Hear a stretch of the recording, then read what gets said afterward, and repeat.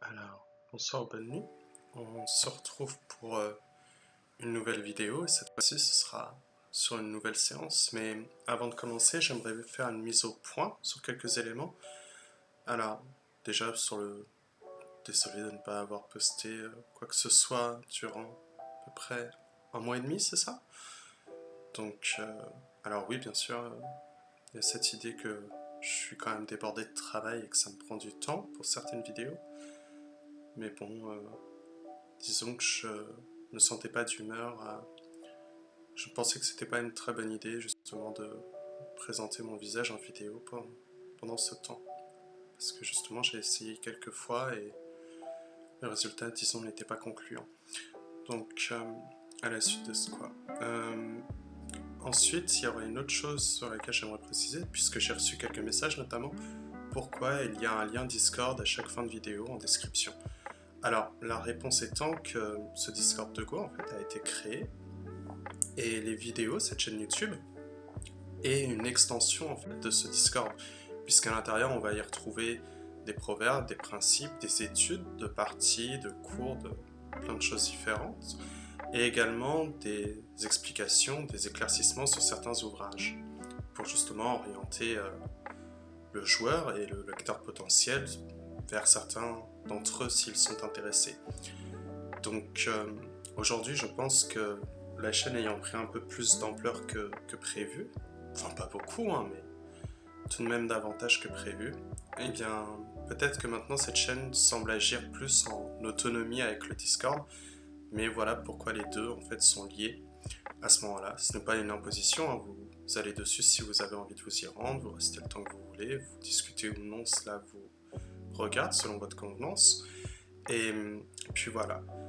Concernant la nouvelle série qui a été entamée, donc autour du jeu, alors j'ai reçu quelques retours, enfin pas mal de retours, étonnamment, en message privé. Donc il semblerait que ceci vous ait globalement plu. Alors à savoir, est-ce que c'est pour le sujet qui était, disons, assez attrayant, clinquant, ou bien parce que le format vous intéresse, de discuter d'autour du jeu, autour des éléments du jeu. Et quoi qu'il en soit, il y aura bien une autre vidéo qui sera donnée pour étoffer cette série, et celle-ci portera sur le style. Simplement, ça va me prendre pas mal de temps, puisqu'il faut que je fasse de la recherche, de la documentation sur le sujet, parce que je n'ai pas envie de risquer de faire une discussion de comptoir où je donne simplement mon avis. J'aime bien, même si avec l'intelligence artificielle cela semblait plus à propos, puisqu'il s'agit à chaque fois d'un regard, j'aime bien essayer de documenter ce que je fais pour montrer un regard neutre. Donc cela veut dire que si je dois parler de style au jeu de Go, dans ce cas-là, il va notamment falloir que j'arrive à intégrer le jeu de Go dans une science, donc une science humaine, et à ce moment-là, il faut que je fasse des recherches sur ce qu'on appelle l'épistémologie historiographique, enfin historique, excusez-moi, l'épistémologie historique, parce que justement, il y a cet enjeu que prétendre qu'un style puisse exister au jeu de Go reviendrait à expliquer que finalement le jeu de Go, durant une partie, les joueurs ne jouent pas nécessairement les meilleurs coups.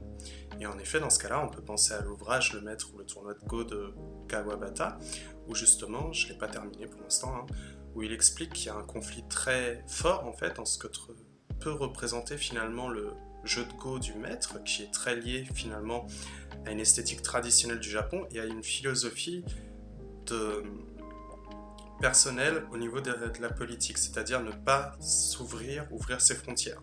Pourquoi? Parce que justement, le jeu de Go à cette époque-là japonais est auto-centré sur lui-même, donc du coup, pour donner un regard, des coups, des séquences qui sont propres à eux-mêmes et qui ne dépendent pas dans ce cas-là d'une efficacité mais d'une esthétisme également de jeu. Et c'est pour ça que cet adversaire contre qui le maître va perdre, qui est une incarnation littéraire du personnage de Kitani Minoru, va poser un gros problème puisque justement à un moment donné dans l'ouvrage, Kitani Minoru va jouer un angle vide assez particulier. Le coup est peut-être efficace, ce n'est pas le sujet, mais en tout cas on voit à ce moment-là le Japon traditionnel qui se heurte à une modernité où justement les deux joueurs sont présentés sur un regard de la famille, de la politique du pays complètement différente et ceci se retranscrivant dans les coups. Donc forcément il faut parler d'épistémologie historiographique pour essayer de lier tout cela.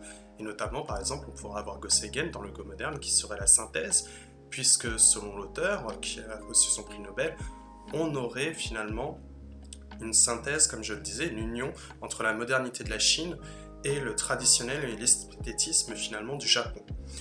Donc, il faut parler de ça pour réussir à justement différencier ce qui est du style, disons à ce qu'on pourrait différencier, alors je ne sais pas si vous connaissez le concept philosophique, mais on essaiera de le vulgariser, sur ce qu'on appelle la cosmétique. C'est-à-dire que la plupart des gens, lorsqu'ils parlent de style au jeu de Go, cela s'apparenterait davantage soit à ce qu'on pourrait parler de caractère, de traits de caractère, ou alors à de la cosmétique. C'est-à-dire penser que notre style est quelque chose de singulier, de propre, alors qu'en fait c'est simplement quelque chose qu'on donne pour se faire croire. Et bon bref, je vais essayer de vulgariser ça correctement, mais déjà il va falloir faire de la recherche, je ferai quelque chose de plus digeste en vidéo, bien que le travail va porter à l'écrit, parce que disons que j'ai toujours eu ce petit rêve de devenir le spécialiste en recherche sur le jeu de Go, à niveau universitaire j'entends, pas simplement dans la communauté. En vérité la communauté cela m'intéresse peu, c'est plus le Go qui m'intéresse. Donc bref, tout ça passons. Je pense que j'ai apporté assez d'éclaircissements. On peut commencer donc avec cette nouvelle séance, désolé de l'introduction, sur appréhender l'influence en partie et reconnaître finalement une force. Pourquoi ? Ici, je vous propose cette variation de Joseki qu'on avait pu jouer avec un joueur il y a de cela maintenant à peu près un an, un peu moins, où j'ai été noir ici et on ignorait en fait qu'il s'agissait d'un Joseki à ce moment-là lorsqu'on l'a joué, mais on était arrivé à la conclusion finalement que la partie, en tout cas cette position, était meilleure pour noir par rapport à blanc. Pourquoi ? En fait ici il y a un enjeu, c'est-à-dire que noir n'est pas tout à fait vivant dans le coin. Car si blanc joue en triangle, on arrive sur ce qu'on appelle une forme de carré de Charpentier, qui, s'il perd sa connexion en A, est vivant seulement par co. Donc à ce moment-là, en fait, noir a un timing à gérer sur la vie de son coin, alors que blanc peut jouer en triangle quand cela lui chante pour attenter à la vie du noir. Il y a aussi autre chose qui nous pose un problème dans cette partie, parce que cela veut dire une chose, c'est que quand noir essaie de mettre la pression sur les pierres de blanc en contact, en fait il n'y parvient pas, à cause de ce coup en triangle qui reste une menace. Et pareillement, même si la forme de blanc est étrange ici, on remarque quelque chose, c'est-à-dire que ici, le coup 21 cherche à pousser, même le coup 17, à pousser le blanc sur le mur de noir, alors que celui-ci n'est pas suffisamment pertinent. C'est-à-dire qu'on se sert de ce mur comme d'une force. Or, apparemment, ce n'est pas une force efficace, puisque comme vous voyez, blanc a le temps de se stabiliser en 24, et dans ce cas-là, ça rend la partie dommageable. Mais, comme j'ai dit, on ne savait pas à ce moment-là, mais finalement, il s'agissait d'un Joseki. Alors, pourquoi ça nous intéresse, justement, pour ce principe de force ?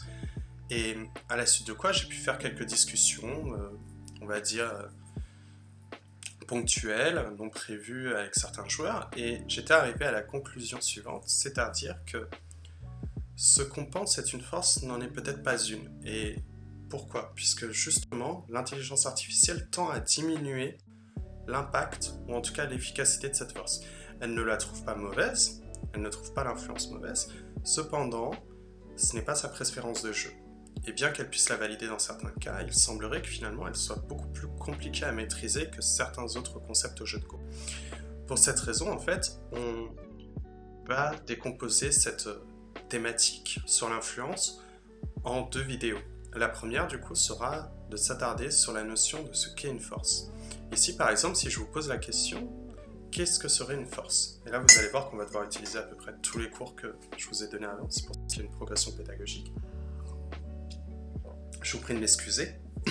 Et bien, normalement, une force, si on se base sur le cours 1, ce serait un groupe qui possède 2 yeux, ou bien du moins, dont on peut assurer la présence, avec certitude.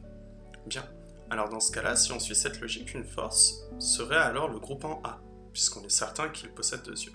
Et à ce moment-là, on entre en contradiction, c'est-à-dire que, normalement, il y a beaucoup de joueurs qui auraient du mal à imaginer que le groupe de blanc est une force. Et en effet, vous auriez plutôt tendance à proposer que finalement, le mur de noir est une force. À ce moment-là, vient un problème, c'est-à-dire qu'on a un manque de vocabulaire dans le Go français, donc on va essayer de poser cela, et certains mots sont finalement assez proches, mais ont des concepts très éloignés. C'est-à-dire qu'en fait, un groupe fort, ne sera pas nécessairement une force, et une force n'est pas nécessairement un groupe fort. Par conséquent, cela veut dire qu'une force peut alors être un groupe simplement stable, par exemple. Mais il va falloir déterminer cela, et pour cette raison, en fait, on va s'attarder sur la notion en anglais. C'est-à-dire qu'en anglais, on ne parle pas de force, mais on parle de thickness, qui pourrait être traduit par densité ou épaisseur. On utilisera peut-être plus le terme de densité qui me semble plus clair. À partir de là, la force, on pourrait la définir comme quelque chose qui ne possède pas de faiblesse facilement exploitable. Donc une forme qui est intègre, c'est-à-dire dense. À ce moment-là, cette force va rayonner vers l'extérieur du plateau. Donc par exemple, si je vous montre cette position ici, on pourrait même dire que noir ici est un groupe vivant, il y a de fortes chances qu'il trouve deux yeux dans cette position. Mais il n'y a pas de faiblesse, comme on voit c'est des successions de Nobis, donc blanc ne peut pas exploiter une faiblesse facile ici. Et on voit que par conséquent, l'intégrité de la forme va permettre un rayonnement du groupe de noir qui va influer vers l'extérieur du plateau. Donc une force, c'est une position qui influe vers l'extérieur du plateau. Comment? En n'ayant pas de faiblesse. Une intégrité dans sa forme, une densité, une épaisseur, comme on pouvait le dire. Donc, à ce moment-là, vient cet exemple que j'avais trouvé très intéressant pour aborder la notion de force. C'est-à-dire que là, c'était une partie qui s'est jouée entre un joueur blanc qui est 5Q et un joueur noir qui est 2Q. Et disons que pendant une discussion, ce joueur 2Q, du coup, a tenu à montrer quelque chose, une variation qu'il avait trouvée à partir de l'intelligence artificielle. Et là, j'ai trouvé ça extrêmement intéressant, vous allez voir pourquoi. Essayez d'imaginer comment vous joueriez à ce moment-là en tant que blanc. Bien, il y a de fortes chances que beaucoup de joueurs m'aient répondu de manière assez mécanique de jouer le kick, faire monter, puis jouer le coup en 3. Bien, qu'est-ce qu'on vient d'opérer à ce moment-là? Comme on voit, on a opéré un mouvement d'attaque. On a d'abord, comme on a vu dans le cours numéro 4, forcé l'investissement du noir sur cette position, puis à la suite de quoi on a pu donner notre attaque, puisqu'on n'attaquait pas une pierre, mais maintenant un groupe. À ce moment-là, on pourrait imaginer que noir pourrait se stabiliser avec un coup en 4 d'ailleurs, pour retrouver ses directions. Cependant, blanc, en fait, ici vient de faire autre chose, c'est-à-dire donner une extension à son mur. Donc il semble utiliser finalement ce mur comme une force. Mais à ce moment-là, il y a un problème, c'est-à-dire que comme on voit, noir pourrait très bien intervenir en A, ce qui en plus lui donnerait une base de vie, ou réduire en B, sans compter qu'en fait il y a un problème de coupe. Et pourquoi je dis tout ça? Tout simplement parce qu'en vérité, noir n'a peut-être pas joué les meilleurs coups ici à disposition. Et à ce moment-là, justement, l'intelligence artificielle lui a proposé de jouer directement en 2.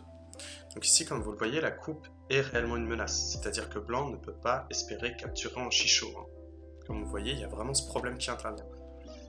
Donc, le coup 2 met une pression énorme sur le groupe en P3. Et finalement, il ne s'agissait pas d'une force, mais d'un groupe faible. Et comme on le voit ici, maintenant, le coup en 1 devient inutile, puisque noir aura tout le loisir de répondre après quand il le souhaitera.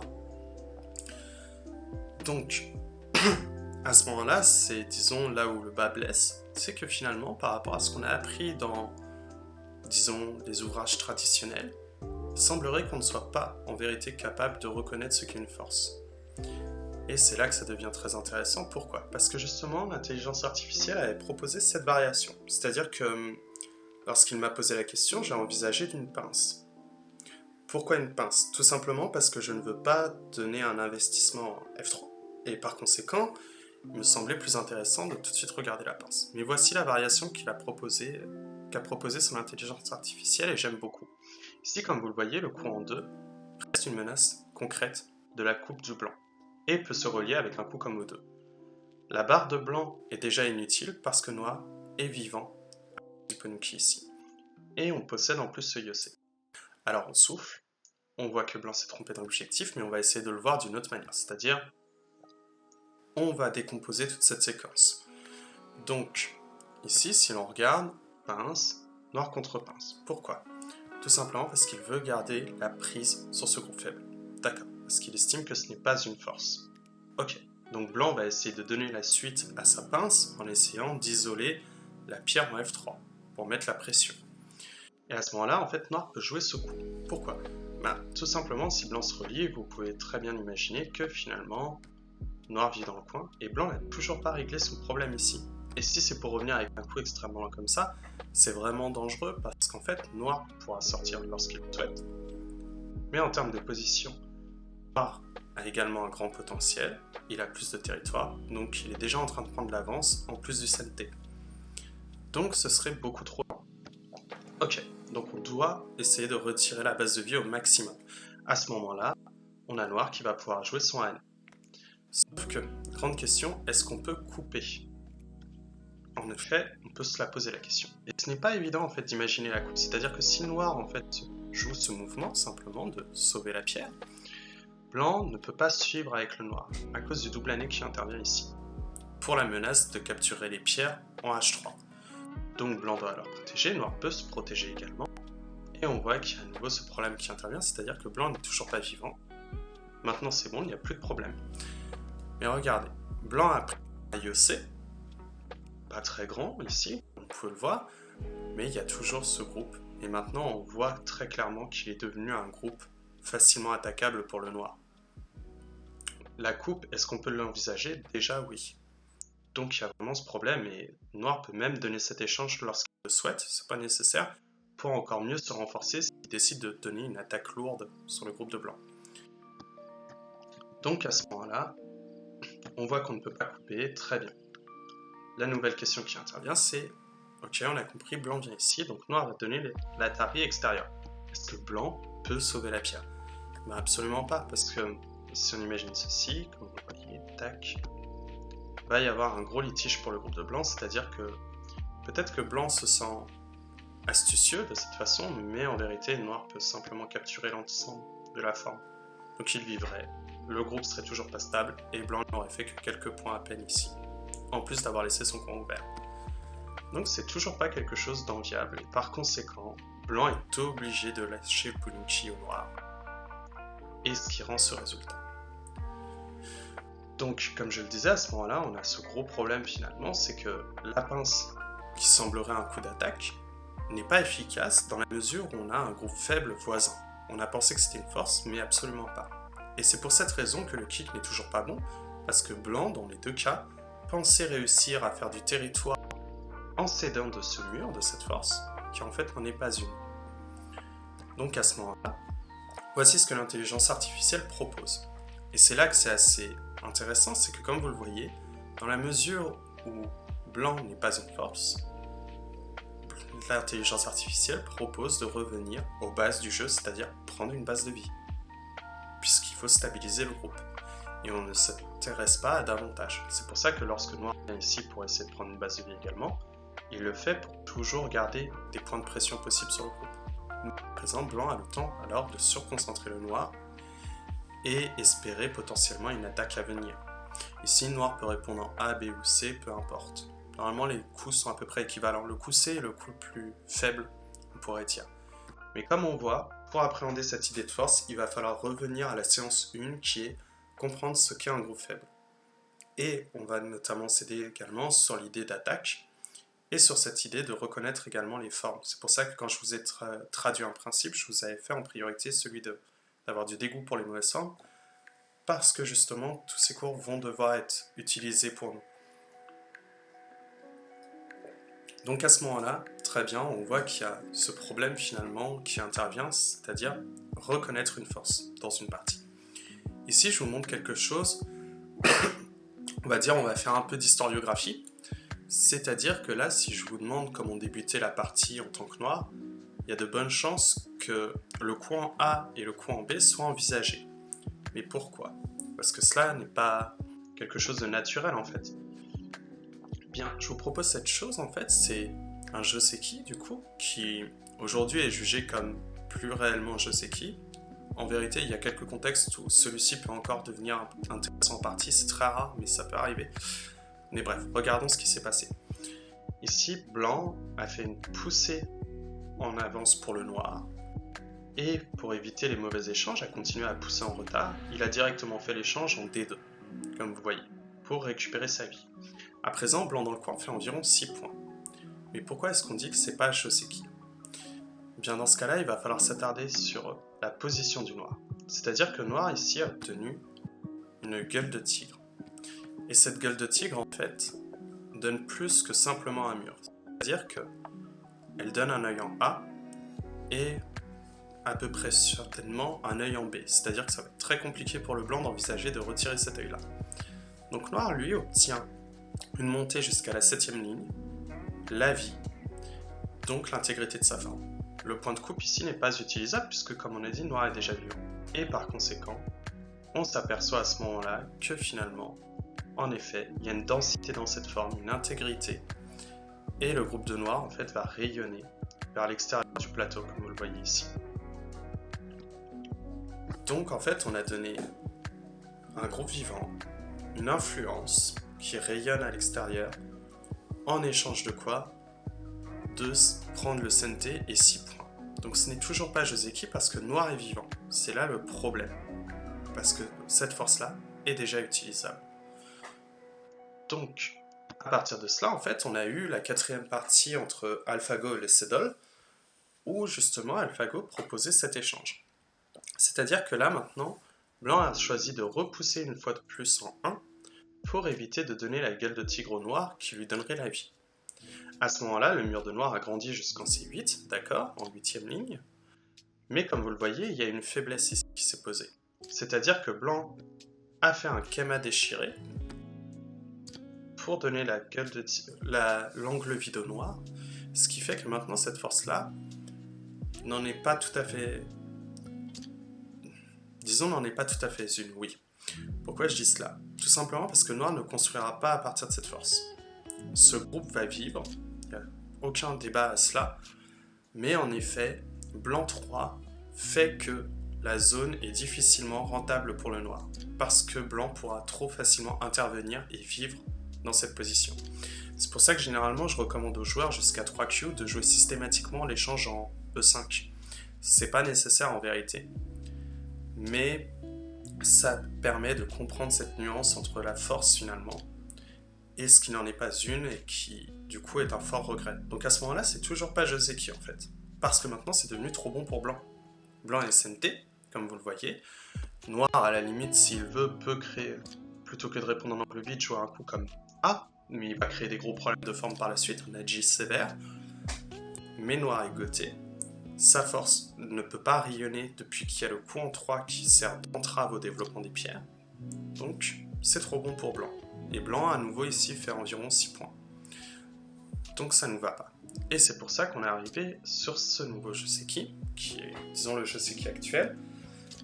Et maintenant, comme vous voyez, c'est quelque chose de très synthétique, ce Joseki. C'est-à-dire que, est-ce qu'on peut dire que noir 2 devient une force? Ben, ça, on va essayer de le découvrir tout à l'heure. Est-ce qu'il s'agit bien d'une force? Puisque on pourrait dire qu'il semblerait que la position soit intègre. Il n'y a pas de, disons, de problème de forme. Donc on peut déjà estimer que celle-ci rayonne, en tout cas sur le bord sud. Et blanc, en fait, après avoir poussé une fois en 1, qui était nécessaire à sa vie, il a directement sauté en 3. Ce qui fait que maintenant, le coin a fait environ 8 points. Et blanc peut avoir une capacité, ou noir, de grandir ou de réduire avec le coup en A. Donc ça, en vérité, c'est toujours pas Joseki. Pourquoi c'est toujours pas Joseki? Eh bien, s'il s'agissait d'un Joseki, normalement, noir devrait simplement prendre sa base de vie. Comme un Joseki de base. Mais ce coup-là, en fait, est mauvais, si on le joue. Ce qui veut dire par conséquent qu'en vérité, ce qui fait le Joseki ici, et c'est quelque chose qu'on découvrira plus tard dans une prochaine séance, c'est le Tenuki de noir. Comme noir maintenant a le Sente pour jouer ailleurs, la position devient égale. Et c'est pour ça qu'en général, si on n'envahit pas très tôt le Sansan, bien plus cette attente va être longue, et bien au moment où l'adversaire décidera de vous envahir, alors que ça s'est fait plutôt tard dans une partie, eh bien il va mieux rentabiliser son Joseki que vous, parce que c'est votre Tenuki qui fait la force du Joseki. C'est-à-dire que là, imaginez que tout le plateau est déjà rempli. Si blanc envahit de cette façon, noir ne trouvera peut-être pas un coup ailleurs sur le plateau pour rentabiliser ce gain que blanc a obtenu de 8 points. Et c'est pour cette raison en fait qu'on a une tendance à envahir très tôt finalement le Sansan aujourd'hui. Alors qu'avant on estimait que non. Et ce n'est pas lié en fait à ce que certains joueurs ont tendance à dire, c'est-à-dire que là, beaucoup de joueurs disent qu'avant on pensait que c'était Joseki, et avec l'IA, plus du tout. C'est pas ça. En vérité, déjà dans les années 60, on était d'accord pour dire que ce n'était pas un Joseki, cette chose-là. Et c'est à cause de cette démonstration qu'on prétendait qu'il ne fallait pas le jouer.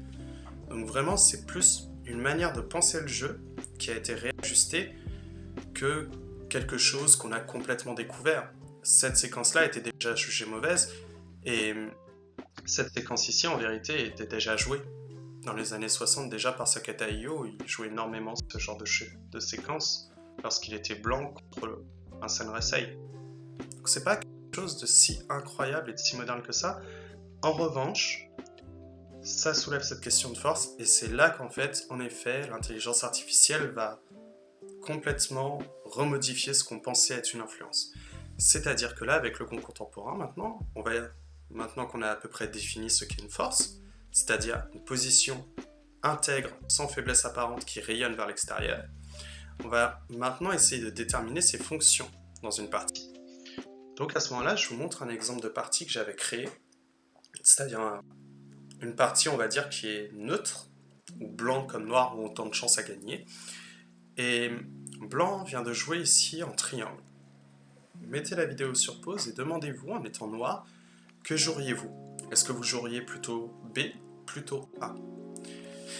Eh bien, j'imagine qu'il y a beaucoup de joueurs qui me répondraient de jouer en A.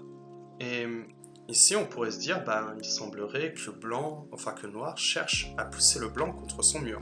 D'accord. Maintenant, on voit qu'il y a une attaque qui est donnée. Cependant, c'est un combat qui est excessif de la part du noir, d'avoir créé ce combat avec le coup en A. Pourquoi? Le coin n'est pas tout à fait fermé, de toute façon, comme on le voit. Très bien, il y a toujours cet échange qui permet de donner une vie facile au noir. Ok, mais quel intérêt avait-il du coup à créer un groupe sur lequel blanc peut attaquer? Et à ce moment-là, on peut avoir un léger regret sur cette position. Mais en vérité, et c'est pour ça que je vous ai dit que c'est un cas on pourrait dire un cas d'école, le coup en B ou le coup en A, les deux coups ont autant de valeur. Mais si vous en comprenez une mieux que l'autre, ce sera mieux que ce que vous compreniez celle en B. Pourquoi? Parce que ça va nous aider. Ici, noir, il est attentif finalement au désir de ses pierres, c'est-à-dire que son mur attend une extension pour ne pas avoir de faiblesse. Donc, c'est beaucoup plus simple pour noir parce que noir ne crée pas de combat excessif. Et à ce moment-là, noir va simplement répondre ici. Alors, on m'avait demandé, mais pourquoi noir ne répondrait pas là? C'est simplement que, ici, si noir joue ce coup-là, c'est tout à fait envisageable, mais c'est un effort, encore une fois, qui n'est pas nécessaire. Pourquoi? Est-ce que noir est en retard de points à ce moment-là? Absolument pas. Lorsqu'il joue ici, c'est pour récupérer le coin, d'accord, mais c'est trop aisé au blanc de pouvoir surconcentrer la région. Et peut-être que blanc répondrait ici, ou bien avec un coup en 2.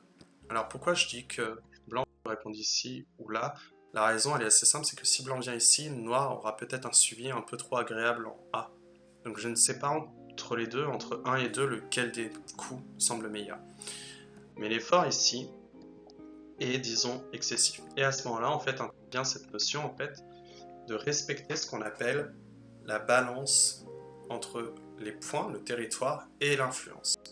C'est-à-dire que si noir a suffisamment de points, il n'a pas besoin d'essayer d'en verrouiller tout de suite. En revanche, le bord ici est très intéressant pour le blanc, comme pour le noir, vu qu'il s'agit d'un bord large. Mais surtout, noir n'a pas à essayer de s'isoler dans une région du plateau. Il vaut mieux qu'il grandisse, dans la mesure où il a déjà assez de points, ce n'est pas un effort intéressant. Mais comme je disais, je le répète, à partir d'ici, c'est un cas où, si vous choisissez A ou B, les deux coups sont complètement viables. Mais il s'agirait davantage, je pense, de jouer le coup en B, pour éviter un combat qui n'est pas intéressant. Puisque si on fait un combat ou une attaque, c'est qu'on a un objectif. Jouer le coup en A ne rend pas d'objectif d'attaque, donc c'est quelque chose de très compliqué à assumer finalement, on pourrait dire. Bien. Oui, je suis désolé, c'est beaucoup plus dense que les autres cours que j'avais pu vous montrer ici. C'est-à-dire que maintenant, il faut reconnaître les parties déterminer, on va dire, les capacités d'une force pour comprendre les fonctions qu'une force peut appeler. C'est-à-dire que là, tout à l'heure, selon la définition, le mur de 3 est une force. mais on était arrivé à l'idée que prendre la base de vie était mieux. Ça veut dire qu'une force n'a pas qu'une seule fonction, et c'est ce qu'on va essayer de déterminer, maintenant qu'on arrive à voir à quoi ressemble une force, avec cet exemple. Alors, du coup, comme je vais le citer pour deux exercices qu'il a proposés, le principe 18 et le principe 17, donc vous les trouverez normalement, si j'ai bonne mémoire, de page 144 à 147, et pour l'autre exemple qu'on verra juste après, c'est de page 134 à 136, je crois. Donc c'est pour cet ouvrage, donc les ouvertures faciles et les principes théoriques avec Otake Hideo. D'ailleurs, l'exemple que je vous ai créé est aussi un exemple détourné qu'il avait donné, c'est-à-dire ne pas penser que tout est une force. Bref, ici, il y a un enjeu qui intervient dans cet exercice, c'est-à-dire que Blanc aimerait orienter sa pierre en C17 pour l'agrandir et agrandir son territoire en direction du bord est. Et il va falloir avoir cette idée, c'est-à-dire du respect de la force. Pourquoi ? Comme vous voyez, Noir a une intégrité dans sa forme. D'ailleurs, c'est une force, mais c'est également un groupe fort, puisqu'il est vivant, depuis qu'il a capturé ces deux pierres et qu'il possède une capacité d'alliance C4, qui rayonne également sur le même bord où Noir aimerait s'étendre. Donc il va falloir estimer la bonne distance à ce moment-là, pour rentabiliser cette idée-là. Donc, à ce moment-là, il y a plusieurs choix qui peuvent intervenir. Je vous laisse essayer de déterminer quels sont les coups qui vous semblent les plus pertinents pour étendre le blanc. Bien. Alors, la première idée serait par exemple de venir ici. Ici, c'est typique un overplay. Pourquoi ? Blanc ne respecte pas en fait la force du noir. Et on peut très facilement imaginer que noir envahisse la zone, de cette façon par exemple, pour empêcher que blanc se développe trop. À ce moment-là, blanc peut se sentir, on va dire, intelligent ou disons malin parce qu'il a réussi à obtenir l'extension pour verrouiller un peu plus ce bord et qu'il met une pression à l'attaque.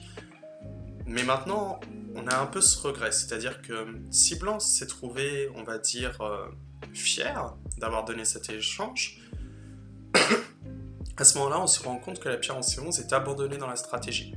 C'est-à-dire que c'est un groupe qui est potentiellement faible, comme vous voyez, une capacité de base de vie et une direction, qui va devoir être stabilisé, mais qui par conséquent ne fera pas plus de points que sa propre vie. Donc blanc a fait un overplay parce qu'il voulait se développer, et il vient de se créer un groupe facilement attaquable. Bien sûr, la position de noir en 3, comme on le voit, est elle aussi tout juste stable. Mais la question est de savoir, est-ce que c'était notre propre jeu ? Blanc avait besoin de cette extension, avait besoin de grandir ses positions, et en ne le faisant pas, il prend déjà en fait ce retard.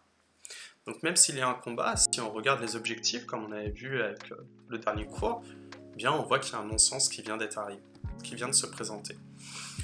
Donc la réponse serait de se dire, bon, alors étendons ici, tout simplement. Puisqu'on est trop proche, autant s'éloigner davantage. Et on pourrait dire que c'est une bonne inspiration pour cet exemple, puisque généralement si on va trop loin, on n'a qu'à reculer. Mais est-ce que c'est vraiment un bon coup ? En vérité, noir peut toujours envahir. Et ici, blanc est peut-être plus content de lui dans la mesure où il peut obtenir cette base de vie. Mais le problème, c'est que regarde, noir va se stabiliser trop rapidement vers l'extérieur du plateau, donc il ne peut plus attaquer par le blanc, ce qui fait que le coup en 3 n'a pas encore une liaison affirmée avec la 17. Puisque comme on avait vu avec la notion d'attaque, si le groupe à côté est stable, dans ce cas-là, on peut envahir. Donc à ce moment-là, maintenant, on regarde un peu la position. Un blanc va devoir rajouter un coup, sinon il devient faible. Et en fait, ici, il y a déjà des enjeux qui peuvent intervenir, c'est-à-dire que blanc peut déjà perdre sa base de vie, avec des coups de la part de noir. C'est probablement pas les coups qu'il envisagera pour l'instant, hein. Le coup en E9 est beaucoup plus intéressant pour le noir. Mais du coup, on se rend compte que l'enjeu reste le même, c'est-à-dire qu'on a recréé ce groupe faible, qu'on va devoir protéger, qui ne fera pas de points. Et c'est peut-être même pire finalement que d'avoir joué cet overplay en C11 ici, d'avoir joué un go, on va dire, un peu trop tendre. Donc maintenant, la proposition serait, reculons encore davantage. Et là, on arrive sur un cas qu'on pourrait dire le compromis. C'est-à-dire qu'en effet, noir peut envisager de venir ici, mais dans ce cas-là, le combat est peut-être moins certain pour le noir. Certes, blanc est écrasé, Otake Hideo, l'échange est mauvais. Pourquoi ? Parce que blanc A n'est toujours pas réellement une base de vie. parce qu'il est trop proche de sa force. Là-dessus, je suis pas très d'accord avec Otake Hideo parce que si on imagine simplement le Kema, blanc est à bonne distance et le prochain coup, par exemple, de blanc en C9 lui donnerait la vie localement. Mais là où je suis d'accord pour dire que le coup en C13 n'est pas très bon si noir envahit, c'est que blanc s'est trop aplati sur le nord. Alors que ce n'était pas intéressant, puisque son enjeu était de développer vers le bord est. Donc il y a ce problème. Il y a aussi un autre problème qui intervient, c'est-à-dire que là, dans la position que j'ai montrée, noir comme blanc ne sont pas tout à fait satisfaits, mais noir peut aussi accepter le compromis. Et à ce moment-là, on se rend compte qu'il y a des problèmes dans la position de blanc et que blanc peut rajouter un nouveau schéma pour essayer de faire en sorte que cette faiblesse n'existe plus, puisque s'il ne répond pas, plus tard noir peut envahir. Mais regardez un peu la position. Blanc obtient ici 7 points. D'accord, 7 points à l'ouest, mais combien de points a obtenu noir? Il en a obtenu 6, en plus du CNT. Et par conséquent, ça veut dire que cette position-là, je peux vous le dire directement, serait en vérité inférieure à cette position-là de blanc. Puisque ici, blanc donne l'initiative en plus des points en noir, alors qu'ici, blanc cède peut-être l'initiative mais ne donne pas plus de points en noir. Donc, le compromis est tout à fait envisageable, mais c'est quelque chose, on va dire, qu'on va regretter, selon Otake Hideo. Et il y a de bonnes chances, si on n'est pas devant dans la partie, qu'on puisse regretter en effet cet échange. Et selon Otake Hideo, la bonne distance serait ici. Et c'est là qu'on voit tout l'intérêt en fait d'une force, c'est-à-dire qu'une force va entraver le mouvement des pierres adverses. Puisque justement, s'il ne veut pas risquer de créer un groupe faible, il ne pourra pas approcher avec trop de véhémence. Et là, soudainement, vous allez me dire, ok, blanc respecte son idée, bon, il fait un peu moins de 6 points, il fait 5 points, contrairement au coup en C13. Mais regardez la liaison que blanc obtient par rapport à K17, il y a une bonne synergie qui se crée ici. Mais ce qui doit vous donner le problème, c'est de se dire, oui, mais noir, il peut directement jouer en C12, et là, c'est dramatique. En fait, pas tout à fait. Imaginons ceci. Rien que cet échange-là, en fait que noir a définitivement un point dans cette zone au blanc. Mais maintenant, regardez la position de noir par rapport à cette force. Il est beaucoup trop près de la force. Alors que blanc grandit son mur, qui va essayer de se relier avec K17. Donc il y a même un projet, une suite qui peut être donnée de la part de blanc. Pas tout de suite. Mais en tout cas, il pourrait envisager de développer maintenant ce bord vers le centre. Donc il y a plus de potentiel, en plus de laisser de la J dans les positions de noir. Puisque généralement, quand vous avez une position qui est très surconcentrée, il y a toujours des problèmes qui interviennent au niveau des formes. Puisque justement, les formes se répondent mal entre elles, si elles ne sont pas à bonne distance. C'est souvent une erreur qu'on a tendance à faire quand on débute le Go, c'est-à-dire de jouer trop près de ses pierres en pensant qu'on est en meilleure position. Et en vérité, c'est pas du tout une bonne idée. Parce que justement, c'est là qu'on va créer des problèmes en jouant trop près de forme. Et c'est pour ça que généralement, en partie pédagogique, si vous êtes par exemple 15 ou 16 Q, si vous jouez assez proche de vos pierres, vous ne comprenez pas comment votre pédagogue arrive à tuer tous vos groupes. Justement parce que vous jouez trop près de vos pierres.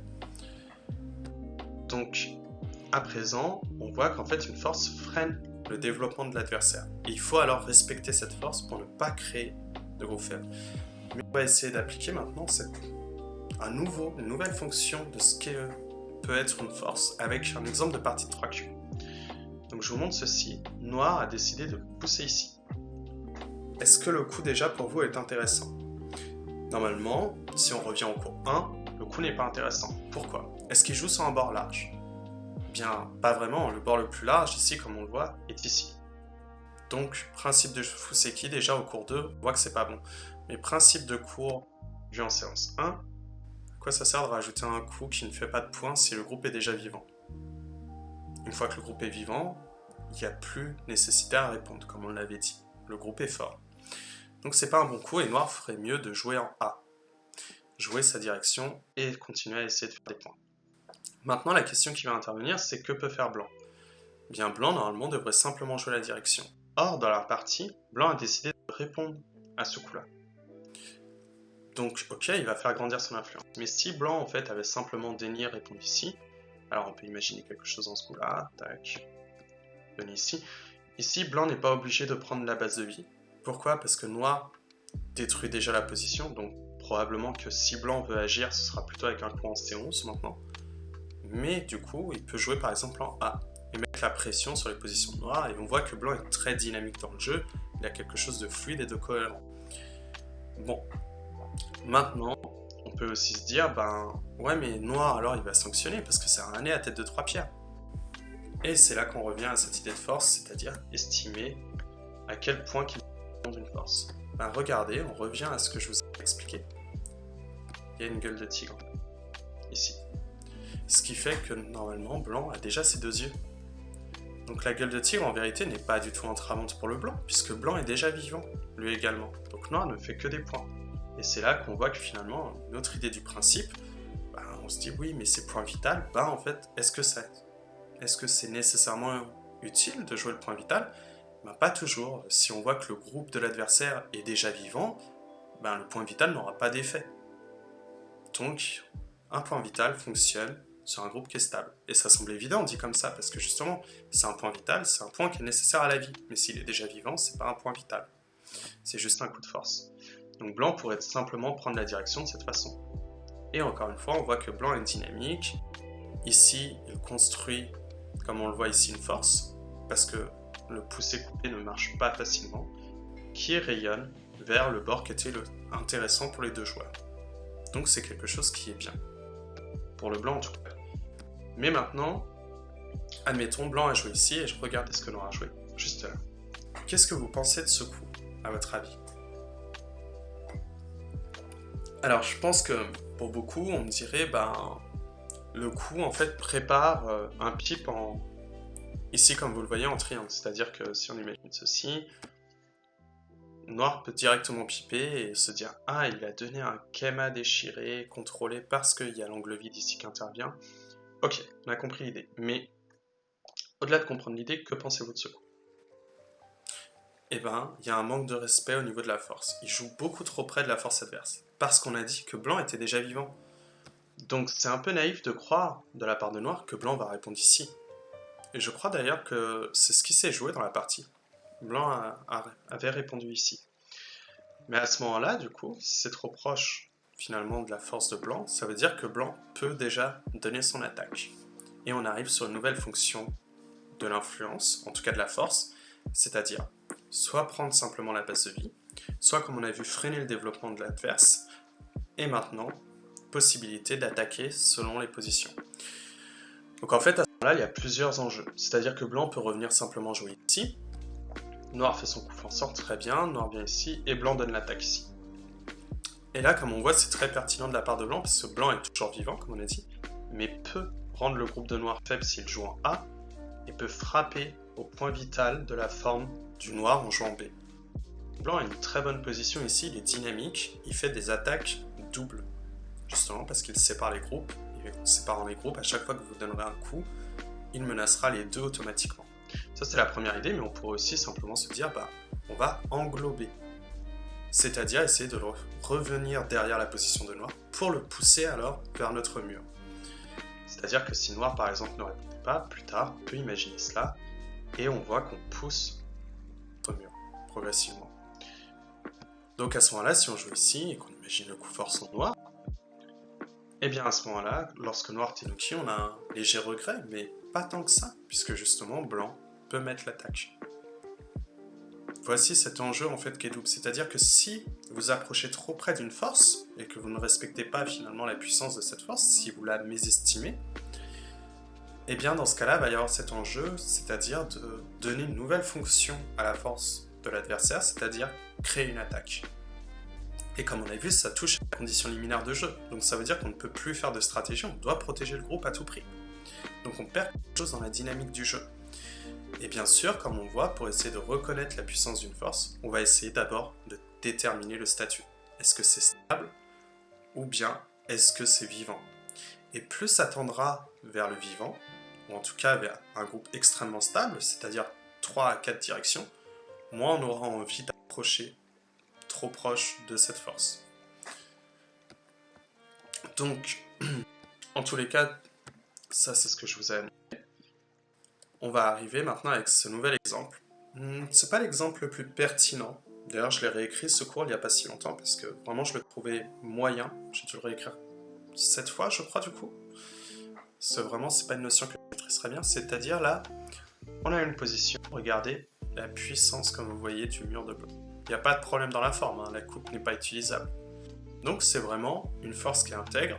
Et comme vous voyez, vu la largeur, on est très proche de quelque chose d'assez vivant.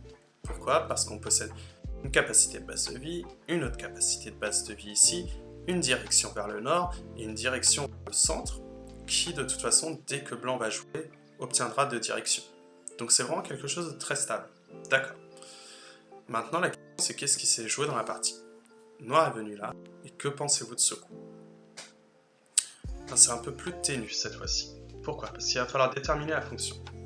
Personnellement, je pense que Noir aurait mieux fait de jouer ici. Mais pourquoi je dis ça? Tout simplement, si on imagine que Blanc s'écrase, dans ce cas-là, l'échange est plutôt agréable pour le Noir. Peut-être même que Noir poussera encore en G4 pour pincer ici. Première chose. Donc Blanc, normalement, risque de lutter, et à ce moment-là, en fait, vient cette séquence. Alors, je vais vous montrer le je sais qui contemporain, c'est-à-dire que Blanc maintenant vient ici, et Noir revient là. Mais ici, je suis pas certain, je pense qu'on peut jouer l'ancien je sais qui, c'est-à-dire que Blanc vient ici et Noir ici. Pourquoi? Parce que faut respecter l'idée que Blanc est très fort dans cette région, donc on aime bien l'idée de se dire que si Blanc va répondre un coup comme ça, pour essayer de donner un coup intéressant, par exemple en L4, de pouvoir obtenir très rapidement notre propre vie. Donc je suis pas sûr ici, je laisse le doute. Peut-être que c'est mieux de donner l'ancien je sais qui. Maintenant, pourquoi je préconise ça? Tout simplement parce que dans la partie, Noir est venu ici. Et maintenant, demandez-vous ce qu'on peut faire. Ça semble bon coup, hein, comme on voit, de capacité de base de vie, on n'est pas trop proche de la force, on a l'impression qu'on respecte tout. D'accord, mais si Blanc vient ici, si Blanc vient ici, que Noir essaie de prendre une base de vie, vous êtes d'accord qu'il vient de créer un groupe faible dans tous les cas ici. Donc, en vérité, on a créé un groupe faible qui était celui-ci.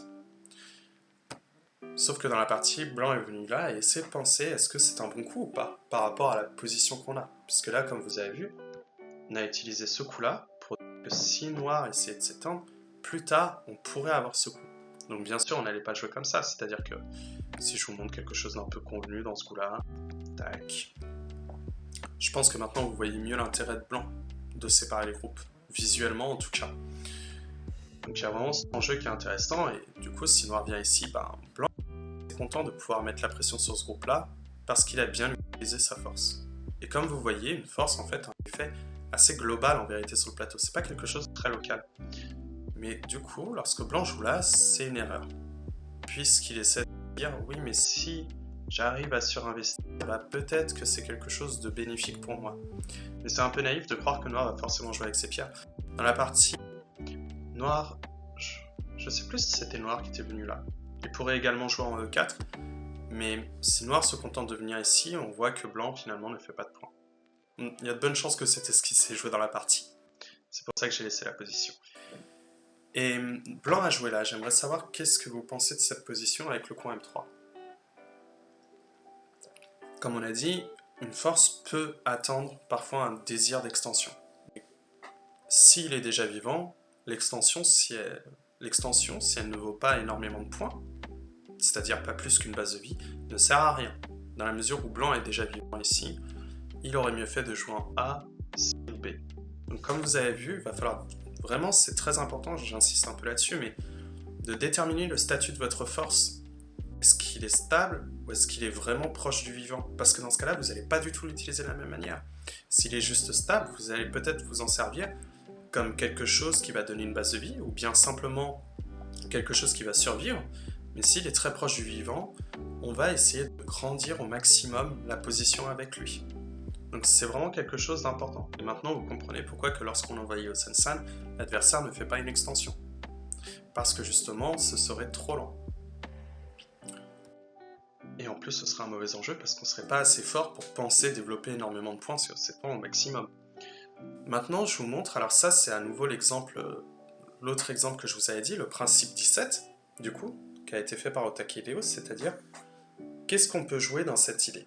Alors on comprend bien, il y a une force, comme on voit, qui est assez intéressante en P4, puisqu'on est déjà vivant. On a une gueule de tigre, donc potentiellement la vie en plus avec ce coup. Donc vraiment, on est bien. Eh bien, j'avais eu plusieurs propositions, notamment celle-ci. Mais si Noir joue ici, il n'a pas compris l'utilité de sa force. Puisqu'elle est vivante, prendre une base de vie ne sert à rien. À part faire quelques points, et ici en l'occurrence, il en fait à peine 3 en plus. Donc ça veut dire que Blanc pourrait trop facilement se stabiliser. Et vous allez me dire, oui, mais si on kick, dans ce cas-là, c'est intéressant. Oui, ça peut sembler intéressant, puisque justement on essaie de fixer les points. Mais dès l'instant que Blanc sera assez stable ici, le coin restera ouvert. Noir n'a pas fait plus de points. Et à ce moment-là, vient ma question, dans ce cas-là, jouer O16 est déjà meilleur. Parce que vous ne donnez pas de stabilité davantage au blanc. Donc blanc n'a pas fait de points en plus. Et plus tard, si ça se trouve, dans votre position, c'est-à-dire que si blanc vient ici, peut-être que vous n'aurez pas envie de répondre là. Et que vous envisagerez un autre coup. Par exemple, prendre un chari, qui serait plus gros que de simplement venir répondre au coup de blanc. Donc vraiment, il faut penser à cette idée de changer l'ordre des coups. Et en fait, ici, je crois que j'ai... Donc on était arrivé à la conclusion qu'en effet, ce coup-là était bon. Parce que si blanc venait là, il se passe quelque chose. Mais quoi?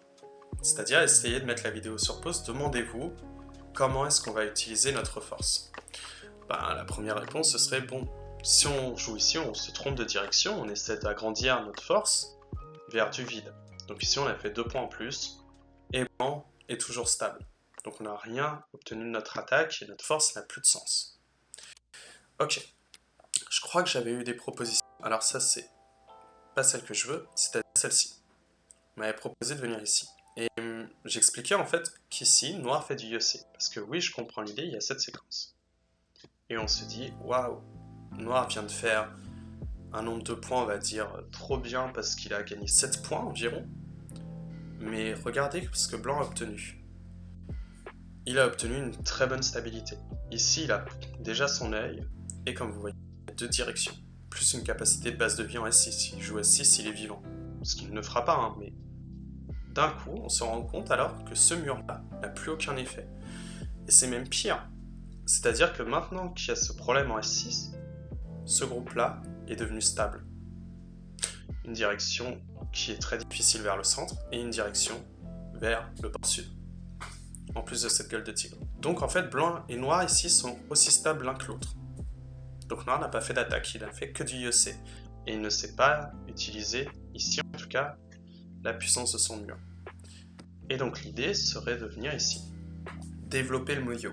C'est-à-dire que si votre mur est extrêmement fort, en effet, il va falloir pousser votre adversaire sur votre mur pour justement le confiner et vous agrandir vos frontières sur le territoire voisin. Comme Otakideo peut le préconiser ici. Donc, ouais, comme vous voyez, c'est assez dense finalement. Alors, on va essayer de se rappeler des fonctions de notre force. Selon son statut, la force va avoir différents effets.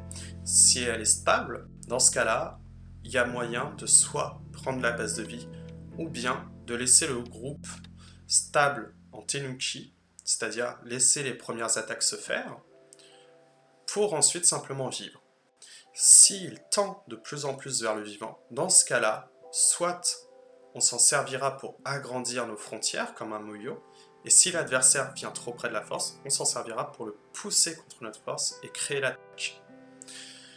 Donc, à ce moment-là, la force peut parfois attendre un désir simplement d'extension, et peut servir à diriger une attaque, et si la direction n'est pas idéale, parfois ça peut arriver, on songera également à ne pas se servir de notre force et à simplement la laisser comme une enclave au mouvement des pierres adverses. Donc, à partir de ce moment-là, alors juste un instant, quand même pas mal de choses, je vérifie un peu, ça on en a parlé. Si vous voulez, pour conclure sur cette première partie finalement, je suis plutôt satisfait, je sais pas si je suis allé trop vite, mais il semblerait qu'on avance bien. Donc pour conclure avec cette idée-là, la grande question, c'est-à-dire que, d'accord, va falloir déterminer le statut pour savoir qu'est-ce qu'on fait avec.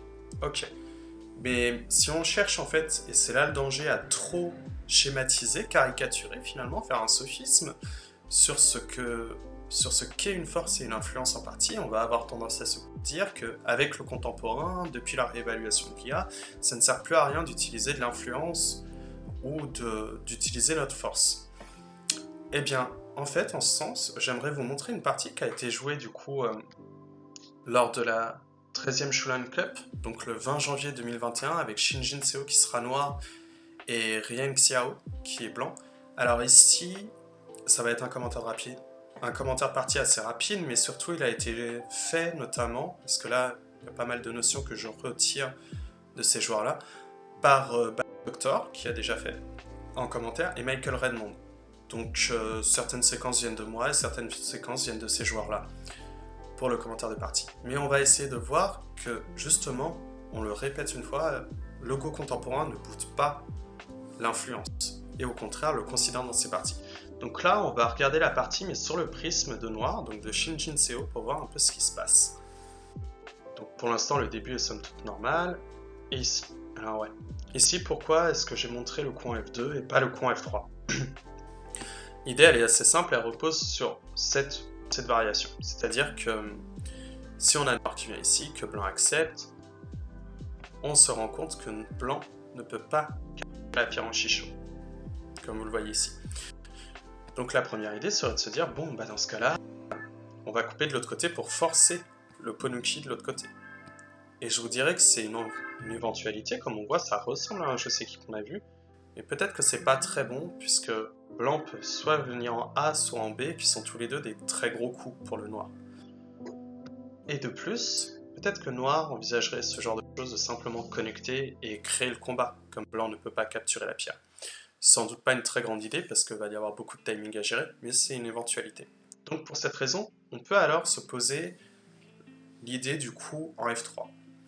Mais qu'est-ce que cela apporte? Parce que là, dans ce cas-là, on pourrait juste dire que c'est un trait de caractère finalement de jouer F3, puisqu'apparemment, ok, blanc ne peut pas pousser couper, mais ça donne quoi en échange? Si ça donne rien de plus que F2, ça ne sert à rien de le jouer.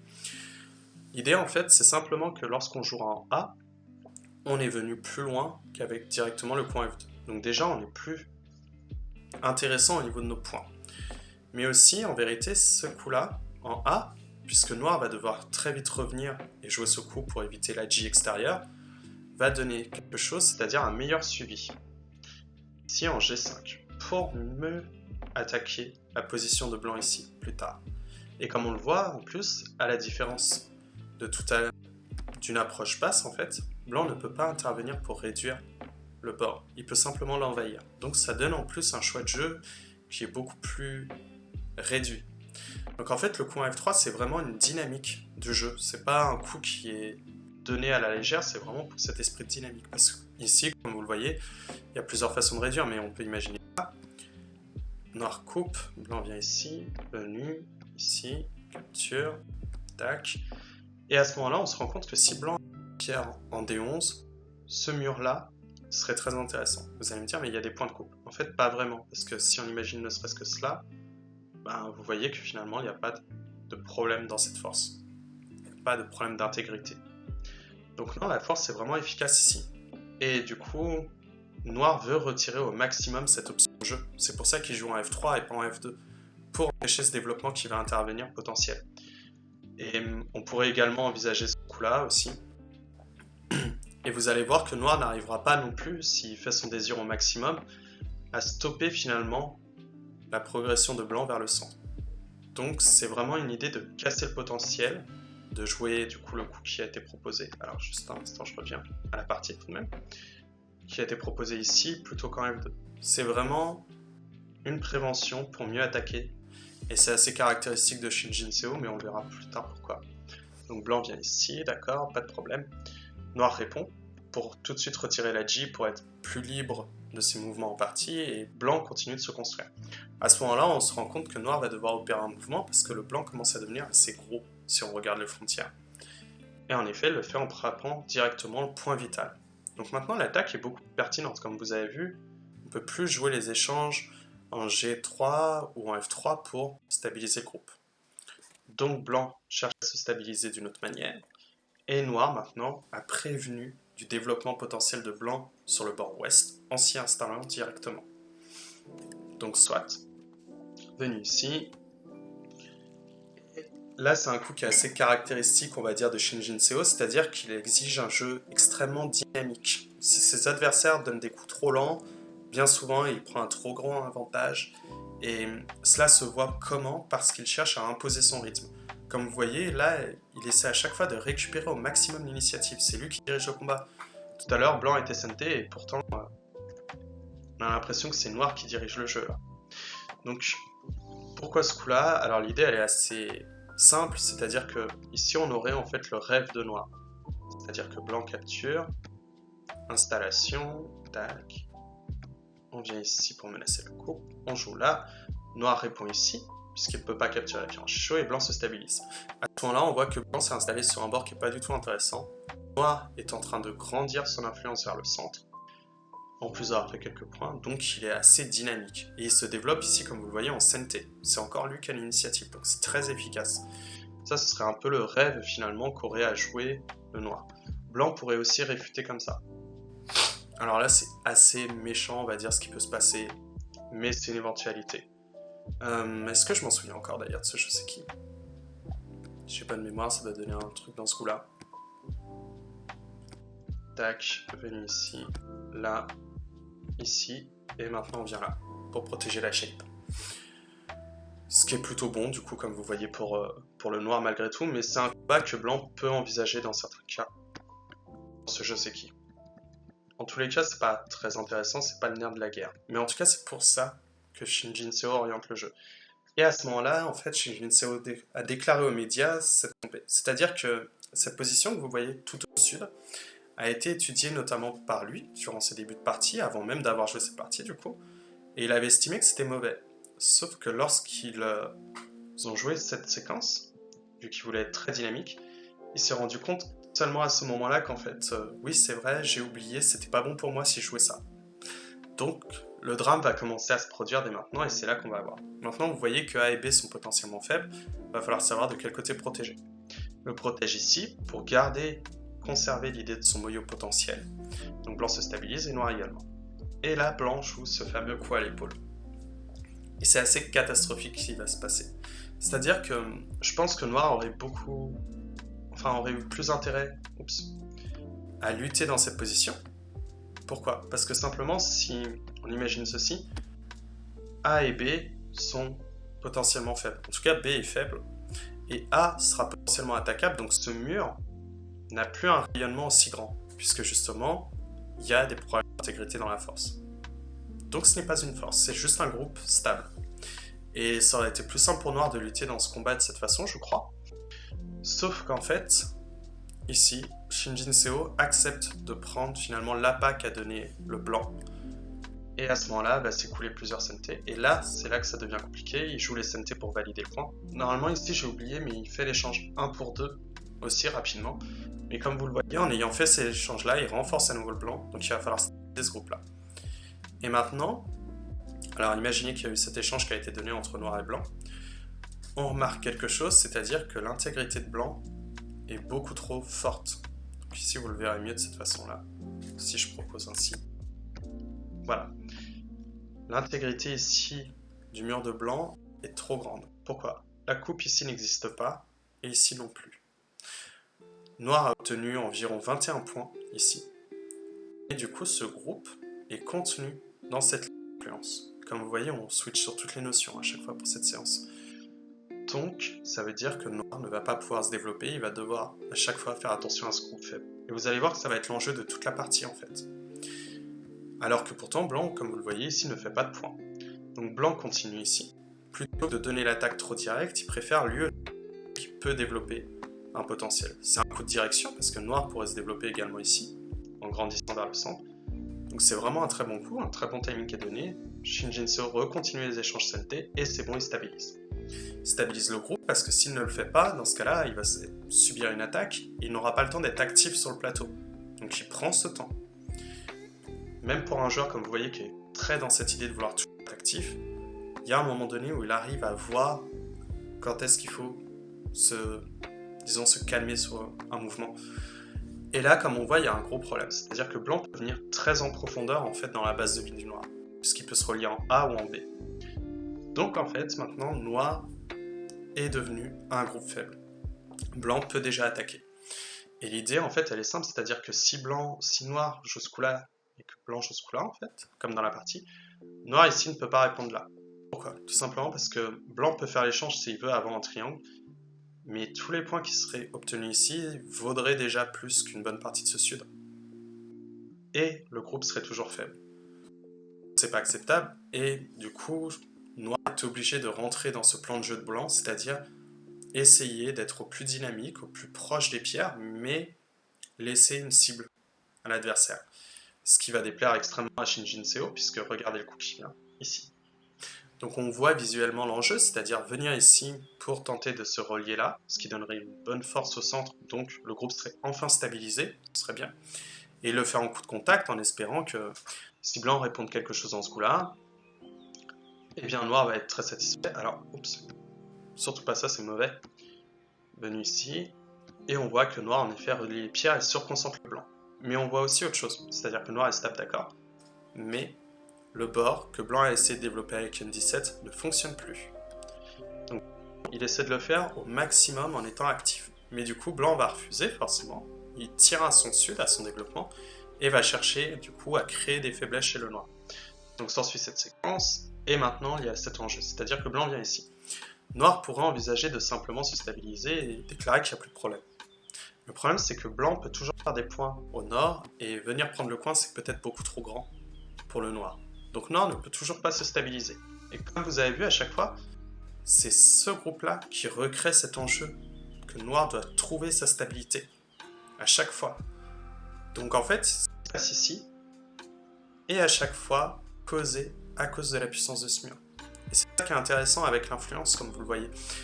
Et Shinjin Seo va jouer ce Tetsuji qui est assez magnifique, c'est-à-dire que, en gros, si vous pensez simplement répondre ici, pour dire oui, mais on peut vivre dans le coin, c'est trop bien, bah regardez ce qui se passe. Si blanc joue ceci, maintenant noir doit vivre en A, mais n'a toujours pas sa position ici.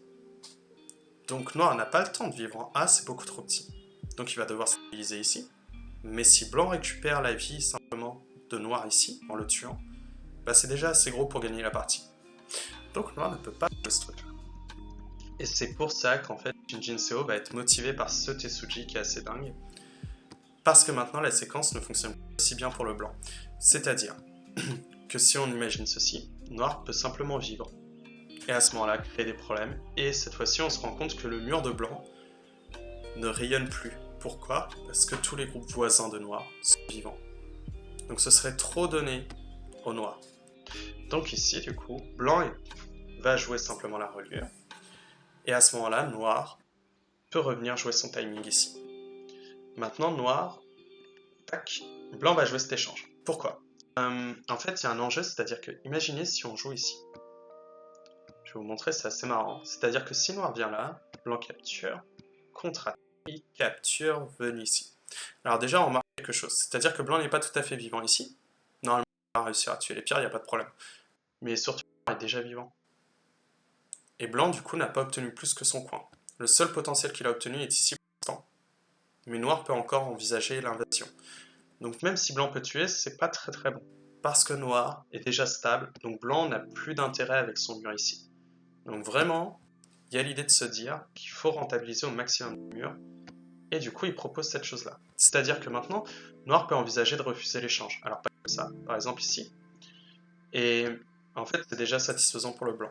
Blanc obtient assez de points à partir de son mur, et d'accord, noir a réussi à tuer ces quelques pierres, mais blanc n'a toujours pas atteint le potentiel du nord. Donc c'est ok pour blanc, si ça se passe. Pour ça que Shinjin Seo continue à garder la prise vers l'extérieur, et maintenant blanc peut venir là. Et ici, Shinjin Seo capture, l'idée elle est assez simple, c'est-à-dire que si on se repose en fait cette idée de séquence, vous voyez à présent que cela ne fonctionne plus, parce que blanc est capturé. Donc c'est assez fun. Ça fait très penser au Go qu'on avait au XIIIe et au XVe siècle, notamment avec Wang Longxi, où on va très en contact des pierres et du coup ça crée des Tetsuji de partout. C'est très bizarre et puis on sait que les formes vont craquer à un moment donné si ça se passe mal. C'est vrai qu'on revient un peu à ce Go-là parfois hein, quand on voit les top players. Donc poussé, ici on continue la prise et maintenant blanc protège le groupe faible et c'est là que le noir peut se relier. Et à ce moment-là, en fait, Shinjin Seo va déclarer quelque chose, c'est que la partie ici, selon lui, est mauvaise. Pourquoi? Bah en fait, blanc a grandi sa force, comme vous voyez, et tout ça c'est grâce à l'utilisation de ce mur comme menace à l'attaque de ce groupe. Donc il a réussi à obtenir quelque chose d'intéressant dans cette région, mais noir en fait n'est toujours pas correctement vivant ici. Blanc peut toujours essayer de redonner une attaque sur ce groupe-là, ce qui fait que le mur fonctionne encore. Et c'est pour cette raison en fait que justement ici vous avez Shinjin Seo qui se déclare en retard dans cette partie. Donc il y a quelques échanges qui suivent. Alors là je vous ai enfin mis l'échange pour que vous puissiez voir la position des pierres quand même. Et maintenant regardez ce que ça apporte. Ça apporte que blanc peut déjà commencer le Yosei. C'est-à-dire que depuis tout à l'heure on voyait difficilement les points. Mais maintenant que blanc, avec son attaque, a pu obtenir on va dire le Yosei, alors normalement il joue ici, voilà. Vous voyez qu'ici maintenant les points de blanc apparaissent. C'est-à-dire que noir a 71 points. Sans compter que ce groupe-là est encore faible, blanc en a 67, avec le commis 67,5, plus l'initiative. Donc en fait, les points existent vraiment. Et vous voyez qu'encore aujourd'hui, on n'est pas du tout à dévaluer finalement cette idée d'influence. Au contraire, on la prend en compte encore dans nos parties. Et c'est pareil pour l'intelligence artificielle, c'est qu'elle essaie d'être très prudente et vigilante vis-à-vis de cette influence en prévenant très tôt dans la partie de celle-ci. Donc pour récapituler, comme on a dit, il faut regarder la stabilité de notre force. Plus elle va tendre vers le vivant, plus on va s'en servir comme une idée de grandir notre potentiel. Et sinon d'attaque en poussant contre son mur si l'adversaire ne respecte pas notre force. Si celle-ci tend davantage vers un faible, en tout cas vers un groupe stable potentiellement attaquable, soit on va s'en servir pour Tenuki, soit pour donner l'attaque. Et à ce moment-là, vous regarderez par rapport à ces questions de forme notamment, donc il faudra encore revoir le cours que je vous ai donné précédemment. Qu'est-ce qui est une force dans vos parties, qu'est-ce qui n'en est pas une, et essayer de l'utiliser en conséquence par rapport à ceci. À partir de quoi, une fois que cette vidéo sera terminée, j'en referai une autre, où là je vais réécrire également le cours sur du coup le moyo. Parce que pour l'instant je ne vous dis pas exactement comment s'en servir correctement de notre force, mais il va falloir, puisque parfois on obtient une force en ayant déjà des positions qui sont intéressantes. Donc on va vraiment essayer de s'attarder sur cette question du moyo. Je pense que ça pourrait être intéressant pour ces notions d'influence. Bon, alors je suis désolé pour cette reprise, ça devait être un peu dense, et je ne sais pas si ça vous a plu ou non. En tous les cas, je vous prie de m'excuser si ce n'était pas le cas. Et il ne me reste plus qu'à vous souhaiter une bonne nuit et à une prochaine fois. Bonsoir à vous.